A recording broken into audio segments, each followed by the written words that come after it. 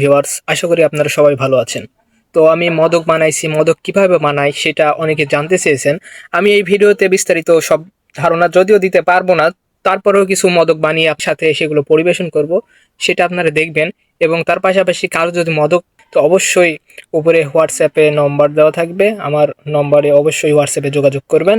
তো প্রথমত পাত্রে দুধ নিতে হবে। দুধ নেওয়ার পরে মেথি পাউডার, যত পাউডার আমি দিয়ে থাকি, যেগুলো ওষুধ কাঁচামাল হিসেবে ব্যবহার করে থাকি আমি, সেগুলো পাউডার দিয়ে নিব। সেখানে সেখানে মদক তৈরি করার পাশাপাশি হালুয়াও বানানো হবে।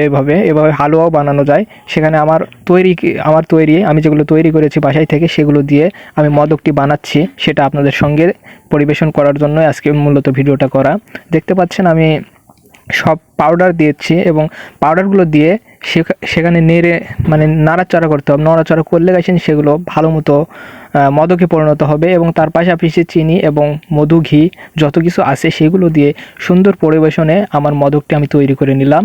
দেখতে পাচ্ছেন আপনারা। আপনাদের সঙ্গে এগুলো তুলে ধরার জন্য আজকে মূলত এত শর্টকাটে একটি ভিডিওটা বানিয়েছি, যদিও বড় ভিডিও বানানো সম্ভব হয়নি।